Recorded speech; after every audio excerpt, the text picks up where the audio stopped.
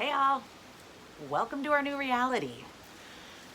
I don't know how to do this, but I'm gonna try my hardest, okay? So, what am I doing? I am doing transition to telehealth day one. So I am making this for the CABA BCBAs. If we think it's helpful for other people, we'll release it. But for now, I am being a little selfish and worrying about everybody, but I'm definitely making sure that I'm allocating my time to ensuring that the CABA team members are doing as well as we can during this time, and that is a loaded statement to say the least. So I'm gonna do a relatively brief webinar here. I just wanna get right into practical tips. I've done enough of my emotional podcasts and posts, and we need to get, I don't wanna say we need to get realistic, we need to all accept and acknowledge how we're feeling and where we're at right now. But I know that as an agency owner, I have a responsibility to doing everything that I can to ensure continuity of care for the clients that we support. And as an employer, I also have a responsibility to continue to offer the opportunity for my employees to actually work as long as I can. And we are going with following the directives from our local, state, and federal guidelines regarding providing services. And at the same time, we totally recognize that our funding providers are coming together and trying to come up with creative solutions.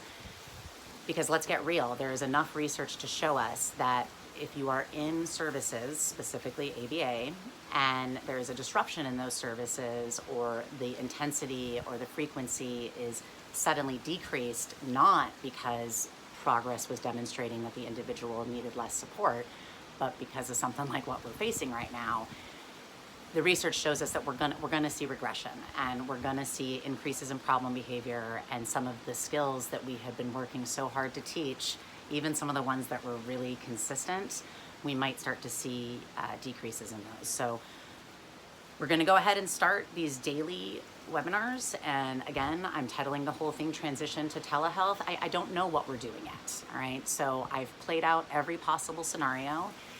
And at a minimum, I'm hopeful that we will be able to have support for the BCBA supervisors to be able to engage with telehealth with people that are in their homes.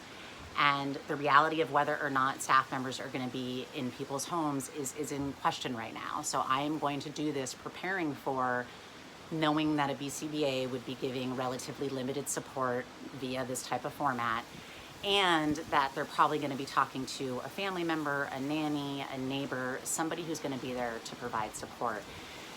The interesting thing is, a month ago, I gave a talk, and it's the first time I used this new hashtag. I said hashtag 24/7, and it was hashtag 24/7 ABA. And I was explaining a story about how I think that A, there's misconceptions that ABA is just discrete trial, but B, that when you hear people talking about the need for ABA 24 hours a day, 7 days a week, that people think that we were meaning that you were going to run discrete trials 24 hours a day, 7 days a week. And anyway, I'm not going to go into that talk because the whole world's changed, right? But I'm bringing it up because this is the time for us to realize that the individuals that we're supporting, the extent to which we can bring some type of structure and some type of ABA framework to their lives as much as possible throughout each day, 7 days a week, hopefully we're going to see less regression and be able to get through this phase. So, all right, guys. So that was my brief spiel on like what's happening now versus the future. We don't know, but I'm going to go ahead and focus on tips for BCBAs that are now needing to transition to provide telehealth. Now, I know there's a lot of companies that have been doing telehealth for a while. It was less in the state of California, specifically for agencies that were supported by the regional center system, because regional centers had not allowed us to use telehealth to this point. And we know that there's indications that those rules are changing right now. So, I stop and I think, oh no, should we just, say, okay, all clients go to this company that's been doing telehealth forever because they must know it better. But then I realized that the majority of companies doing telehealth have actually been doing it for clients that I'm not going to say need limited support, but definitely less support than some of the clients that CABA has supported to this point. I do know that in the Midwest for a long time now, there's a group of great people that have done telehealth for severe problem behaviors and have done great work in functional assessment and treatment of problem behavior via telehealth. Similarly, I understand that there's more traditional ABA companies, and when I say that, I mean that the people are primarily working with young children diagnosed with autism that have done telehealth, but that latter part is the far more number of providers are doing it for young children diagnosed with autism to this point. Again, everything's going to change, possibly, who knows? But in that process, I'm not diminishing that work, but I am acknowledging that some of the goals might have been really specific, right?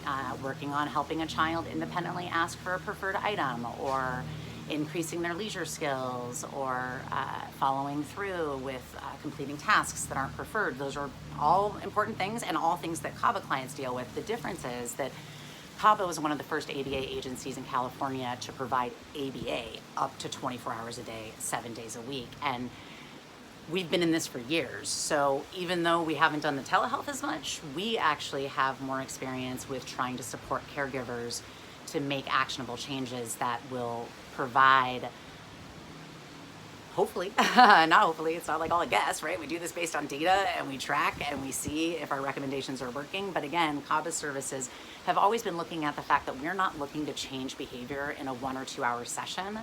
We're looking to conduct ABA services in a way that will produce improved 24/7 behavior change. So I've been saying that for a while, and sometimes I say that and we're supporting the client over 100 hours a week. I say the same thing if we were supporting an individual only a handful of hours, that work still, even if we're in there only an hour, the goal is to produce improvements in behavior that are 24/7. So we're going to go with some basic topics. I'm going to do them quick, and then hopefully I will be able to load on some resources at the end of this so that there's links that you can go to for publications and practical outlines. I'm not going to do a big PowerPoint. I just want to talk to you guys because I want to get some good stuff out, because as we're all swimming and trying to manage day to day, we can say, okay, hold on. We know that there's an increased likelihood that we're transitioning to telehealth. We know that we have different levels of comfort with providing services in that manner.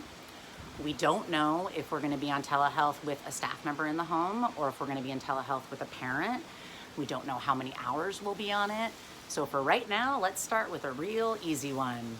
Activity schedules. Hey, right? Everyone's seeing social media. All of us are popping on and we're like, look at this. I do this from 9 to 10 and this from 10 to 11 and this from 12. Okay, why are we all doing that right now?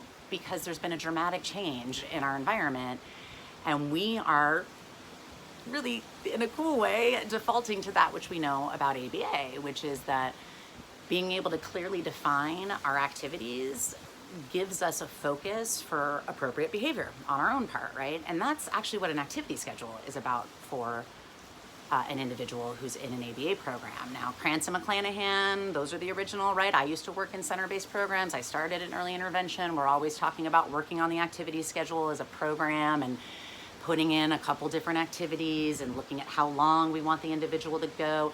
I'm talking to you guys about that, but hopefully everyone knows the basics of an activity schedule. My goal right now is to say, hold on, how can we look at what's happening right now and consider, is this something that we might need to start with in a broader way for families that are struggling?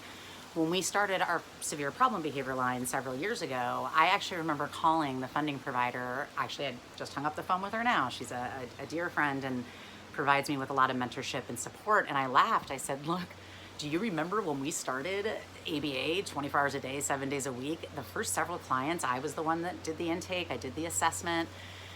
And I remember calling her at the time, and I just told her this an hour ago. I said, do you remember me calling you and saying, I'm a little concerned that I'm oversimplifying things here, but I'm pretty sure step one for this individual is an activity schedule. And she laughed. She's been in the field way longer than me, and she's like, yes, Rachel, sometimes the simplest approach is the most effective. And time again, I was going into really severe situations. People had been arrested, people had harmed someone in the community, we had a 2-on-1 staff ratio, and more often than not, after doing an assessment, my first step was, okay, we have to do a schedule. So it is something that I need you guys to break away from, those of you that have a stronger background in early intervention, from this notion that it's just a picture and there's a picture of a block and here's a picture of a snack, and I'm not diminishing that. That might be right for the individual you're working with, but I'm going to give you some practical tips to think about as you step back and realize that you are now providing support in a telehealth model and you're helping somebody else to try to figure out a way to structure their day, all right? So I'm glancing down because I do have notes. I'll be honest, this is all I did. I can barely even read it myself, so I'm not taking a lot of time here, but what do my notes say? My notes say, number one, you gotta think about the format, right? So electronic versus, written out paper and pencil, pictures, text signs versus actual photos.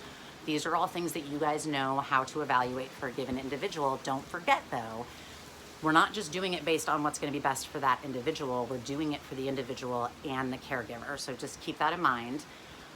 When it comes to doing something electronically, which in many ways would be the preferred way if we are moving towards increased independence, improved quality of life, and recognize that we live in a society that very much relies on technology, right? That's great. We know many of our individuals that's not going to work for many reasons. Either they don't attend to those types of electronics, they might be breaking that type of electronic. So then you are going to a non-electronic format. And I wrote a note here. I said, do you like arts and crafts? And I wrote, I'm serious, question mark. Because it's also you right now, right? So if you do and you want to sit down and cut out some paper and draw some things and you think your client would like that and the caregiver and it would be a little relaxing, right? We all remember when coloring for adults got popular again. Go with that format. Might be kind of fun for you right now, right? Put together an activity schedule, but consider what the format will work best, which format will work best, and not just for the individual, for the caregivers, and for yourself. Secondly, response effort. So what I just said is a perfect example. If it's too much of a response effort to put together some huge visual board right now, go electronic, right? You also want to think about response effort on the part of the parent. So don't set up some type of an activity schedule that makes it so that parent or caregiver, whoever is taking primary responsibility for the individual, has to work a lot at it, right? So really be thinking about a format that is going to be the most likely to be successful for the caregiver to implement, all right? Preferred activities. This is big time right now, okay? So what are the preferred activities for the individual that you're supporting? And instead of giving them just free rein to that, and if we like these, I will go through interventions for problem behavior, talk about enriched environment. Some people call it NCR. I don't say that. Everything's a contingency, even if it's time-based. Anyway, the notion of giving them as much access to preferred activities right now, I am gonna suggest that we increase access to preferred activities. We know that our individuals, no matter their level of language and communication with us, I see it in my 5-year-old and I see it in my 16-year-old right now. They know what's going on, that they're picking up on it. Our stress levels are higher, we're acting differently. Now the caregiver is gonna be looking at some screen with some person talking to them. So like everybody pause for a second and say, we're gonna let them engage more with some preferred activities right now. However, why am I not telling you to just do that all the time? Those activities will lose their effectiveness if you're using them in ways that help promote improved behavior. And overexposing someone to a preferred activity, more often than not, over time, they're not going to like that activity as much, right? It's true for all of us. We love something, but if we're doing it again and again and again, then we are possibly subjecting ourselves, and in this situation, the individuals, to that which is called satiation, right? Different than habituation. We can talk about that another time. So just consider those preferred activities. And I'm also suggesting that you consider a mix of both independent activities and activities that require interaction. So depending on if you're building an activity schedule for a half an hour, or across the course of a whole day, which I'm gonna suggest we wanna consider, make sure that you're mixing in both activities that the individual can hopefully do on themselves, by themselves, sorry guys, and then activities that require interaction. Not only is it good to make sure that we are ensuring that that individual is getting social interaction, it's actually good for everybody else in the scenario, right? You know now it's 11 o'clock, you're gonna stop what you're doing, and you are going over there and we are blowing bubbles for like a half an hour, right? Oh, and my battery's low. Oh no. Okay, so the battery's getting low, so what did I say? I said response effort, I said preferred activities, mix independent and interactive. I recommend you go with time-based right now. Don't be loose in your times. Usually I would say that might be a good idea, but as much structure as we can bring in, the better. Just make sure that when you set the length of an activity, you're doing that based on what you've seen the individual be successful with before. Don't suddenly start increasing the amount of time that you're asking them to do something, especially if it's something that is not as preferred as something else, longer on preferred, shorter on non-preferred, mix independent and interactive, consider response effort. And that's about it because the battery's dying. I was going to geek it out on the scientist practitioner model for you guys. I'll wait and do that tomorrow. I love how I keep saying if you're going to like this, but I'm only giving it to the CABA BCBAs, and currently you're still getting paid to tell me that you like it, right? But if we do release it, other people see it, let me know if you want us to keep putting these daily transition to telehealth. This is day 1. Let me know if you want me to put out day 2. And we really appreciate everyone's support. We are in this together and we can help people. We just need to make sure we're taking care of ourselves first.